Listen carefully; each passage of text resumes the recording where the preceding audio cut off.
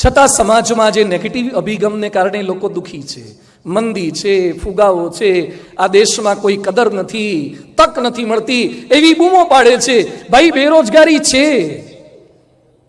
પણ બેરોજગારીના પ્રકાર છે. આજે મારે થોડીક બેરોજગારીના પ્રકાર પણ તમને કહેવા છે. એક છે ચક્રીય બેરોજગારી. ચક્રવત પરિવર્તન તે સુખાની છે દુખાની છે. ભરતીને ઓટ આવે જ દરિયામાં, એ પેસિફિક ઓશનમાં પણ આવે, એટલાન્ટિક ઓશનમાં પણ આવે. એ દરિયો કિનારા સુધી પહોંચી જતો હોય, જે દરિયો કિલોમીટર સુધી પાછો અંદર જતો રહે ને કાદવ કીચડવાળો દેખાવા લાગે. જેમ અગાધ પાણીવાળા દરિયામાં પણ ભરતી ઓટ આવતી હોય, તો આપણા જીવનમાં પણ ભરતી ઓટ આવે. ક્યારેક તેજી પણ આવે અને ક્યારેક મંદી પણ આવે. એને ચક્રીય બેરોજગારી કહે છે. બીજું છે ઘર્ષણજન્ય બેરોજગારી. લેથ હોય ત્યારે વધારે માણસો કામ કરી શકે, સીએનસી ને વીએમસી આવે એટલે થોડાક નવરા પડે. ઘર્ષણજન્ય બેરોજગારી છે. એક સરખો ધંધો થાય એટલે સ્પર્ધા વધે. ત્રીજી છે માળખાગત બેરોજગારી. ગાડીઓ વધવાની એટલે ટ્રાફિક થવાનો. પહેલા આપણા ઘરેથી રેસકોર્સ આવતા કેટલો સમય લાગતો હતો ને હવે કેવો સમય લાગે છે. પાછા આપણે રોડ પર નીકળીએ ત્યારે શું બોલે, રાજકોટમાં ગાડીઓ બહુ વધી ગઈ. તો તું ના નીકળ્યો? તને બીજાની ગાડી નડે છે તો આપણી ગાડી બીજા કોઈ નહીં નડતી હોય? યાદ રાખજો, રાજકોટમાં ગમે તેટલા ઓવરબ્રિજ બને ને તો પણ ટ્રાફિક તો ક્યાંક વધવાનો તો ખરો, કારણ કે જનસંખ્યા વધે છે અને વાહન સંખ્યા વધે છે. બનીને કોર્પોરેશન કેટલા બ્રિજ બનાવે, કેટલા રોડ પહોળા કરી શકે, એની પણ કંઈક લિમિટેશન હોય છે. તો માળખાગત બેરોજગારી, વસ્તી વધે એટલે હરીફાઈ વધે જ. મોસમી બેરોજગારી, વરસાદ આધારિત જે ધંધા છે એમાં તમારું કંઈ ચાલવાનું નથી, પ્લસ માઇનસ થાય. અને શિક્ષિત બેરોજગારી, ભણ્યા પછી તમારી લાઈનનું ન મળે અને તમે નીચી લાઈનનું કંઈ ન કરી શકો, એ શિક્ષિત બેરોજગારી છે. પણ એના કરતાં પણ અઘરી હોય સ્વયં સર્જિત બેરોજગારી. સ્વયં સર્જિત બેરોજગારી, આળસ અને પ્રમાદ મળે છે પણ કરવું નથી. બાના બતાવીએ છીએ, રોડ પર ટ્રાફિક જામ હોય તો 2-5 મિનિટ રાહ જોવાય, પલાઠી મારીને કલાક બેઠું ના રહેવાય, ડાયવર્ઝન વાળો રસ્તો શોધી લેવાય. તેમ તમને તમારી બુદ્ધિનું, તમારી શક્તિનું, તમારી આવડતનું, તમારા સર્ટિફિકેટનું હાલ નથી મળતું તો કંઈક નાના રસ્તા તો શોધી કાઢો. તમને લાખનો પગાર નથી મળતો તો ઓછા પગાર વાળો પણ કંઈક પ્રયત્ન કરી શકો છો, પણ આપણે એ કરી શકતા નથી. બહાના બતાવીએ છીએ.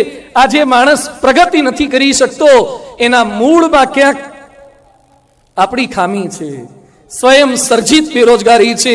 એકલવ્યને જ્યારે દ્રોણાચાર્યએ ભણાવવાની ના પાડી દીધી, એકલવ્યે ગુરુ દ્રોણાચાર્યની મૂર્તિ બનાવીને ભણવાનો પ્રારંભ કરી દીધો.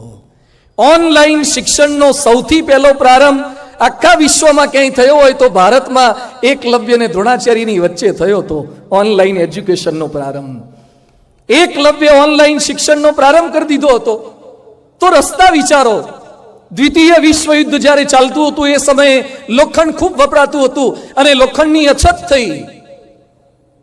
ગોંડલ નરેશ ભગવતસિંહ બાપુ, ગોંડલની અંદર સરકારી કામકાજની અંદર ટાંકણીઓની જરૂર પડે પિનઅપ કરવા માટે.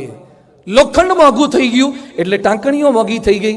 અને ભગવતસિંહ બાપુ તો બહુ કુશળ રાજનીતિજ્ઞ પુરુષ હતા, બહુ કરકસર વાળા પણ હતા, દૂરંદેશી હતા.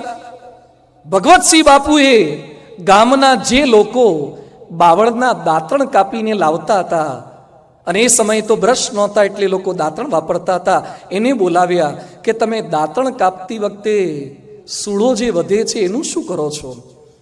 એ કે બાપુ બાવળની સૂળો તો પછી અમે નાખી દઈએ છીએ. બાપુ કે સૂળો કેવી હોય? મજબૂત હોય? અરે બાપુ સોલ હોતી પગમાં ઘૂસી જાય એવી અમુક તો મજબૂત સૂળો હોય છે. બાપુ કે તમારે દાંતણ લઈ લેવાના, વેચવાના તમારે, અને સૂળો રાજ સરકારને આપી દેવાની. અરે બાપુ અમે તો તૈયાર જ છીએ સૂળો આપવા માટે. સૂળો આપી. તમને જાણીને આનંદ થશે કે જ્યાં સુધી દ્વિતીય વિશ્વ યુદ્ધ ચાલ્યું અને લોખંડના ટાંકણીના ભાવ ન ઘટ્યા ત્યાં સુધી ગોંડલ નરેશે સરકારી કામકાજમાં ટાંકણીને બદલે બાવળની સૂળો વાપરી અને એમાં 1,22,000 રૂપિયાની બચત એ વખતે કરી હતી. વાતો ન કરો કે તકલીફ છે, કંઈક રસ્તા શોધી કાઢો.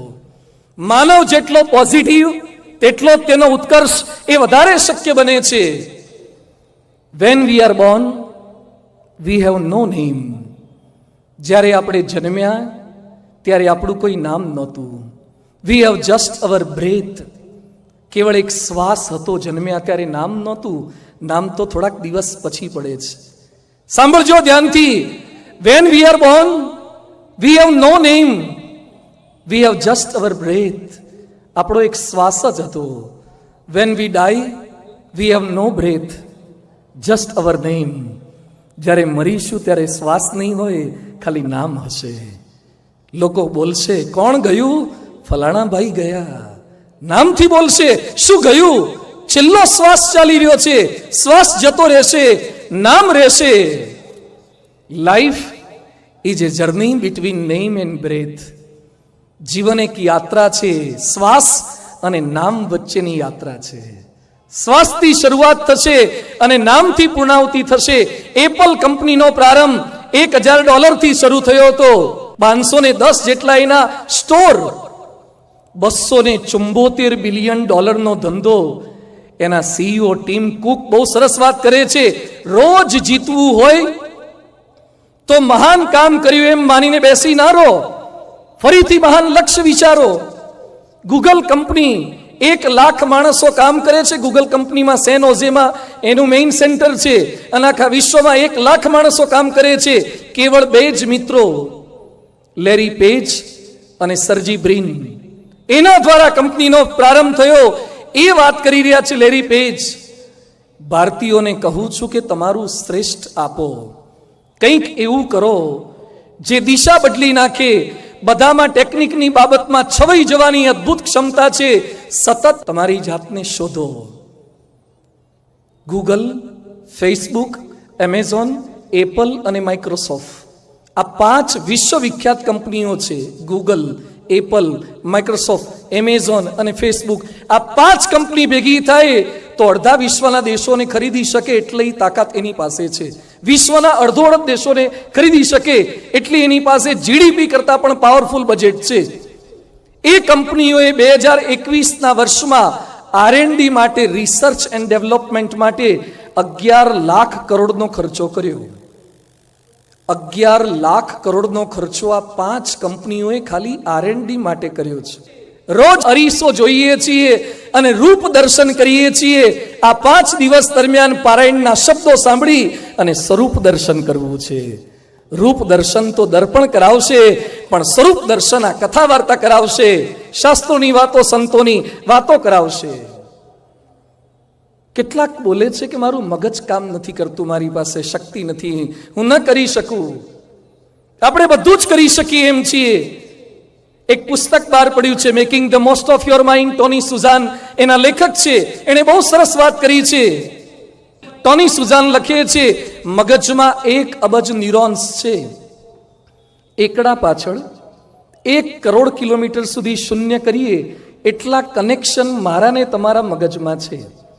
એક ક્ષણમાં 1 થી 10 લાખ સુધીની રાસાયણિક પ્રક્રિયા આપણા મગજમાં થાય છે. મગજની કેપેસિટી જેટલું કમ્પ્યુટર બનાવવું હોય 100 માળની બિલ્ડિંગ જેટલું કમ્પ્યુટર થાય. મગજમાં અત્યારે જે કેપેસિટી છે એવું કમ્પ્યુટર બનાવવું હોય તો 100 માળનું બિલ્ડિંગ થાય. આપણું મગજ 1 સેકન્ડમાં 7098 પાના યાદ રાખી શકે. એકવાર સ્કૂલમાં મેં આવી વાત કરી તો છોકરા મને મળવા આવ્યા. મને કે આપણું એટલે એમાં અમારું આવે કે નહીં? ભાઈ તમારું આવી જાય. મને કે સ્વામી આ તો વધારે પડતું લાગે છે. પરીક્ષાના દિવસે પેપર હાથમાં આવે પહેલા છેલ્લે ચોપડી જોવી પડે છે. અને ચોપડી જોયા પછી ફરતી પાછા ઊભા થઈને જોવા જઈએ છીએ તો એ પાછું ભૂલી જવાય છે. અને આપ કહો છો 1 સેકન્ડમાં 7098 પાના યાદ રહે. બધું મગજને યથાર્થ યાદ રાખવાનું રાખો ને તો, ન રાખવાનું ઘણું રાખો છો એટલે. જે યાદ વિવેકાનંદ સ્વામી વાંચ્યા પછી પાના ફાડી શકતા હતા, અથવા તો એટલી ફોટોગ્રાફિક મેમરી હતી. કારણ કે વિવેકાનંદ સ્વામીની અભ્યાસ સિવાય કે નીતિમત્તા સિવાય, સત્વગુણ સિવાય બીજે ક્યાંય રજોગુણમાં નજર નહોતી જતી, એટલે યાદ રાખી શકતા હતા. ભગવાને બ્રેઇન તો આપ્યું છે. 400 કિલોમીટરની સ્પીડે મગજને સંદેશો પહોંચે છે. તમારો હાથ કોઈ ગરમ તપેલીને સ્પર્શ કરે અને ત્યાંથી નર્વ સિસ્ટમ દ્વારા મગજમાં સંદેશો જાય કે છોડી દે, ગરમ છે, ન પકડી રખાય. એ જે સંદેશાની સ્પીડ છે 1 સેકન્ડના 400 કિલોમીટરની સ્પીડ છે.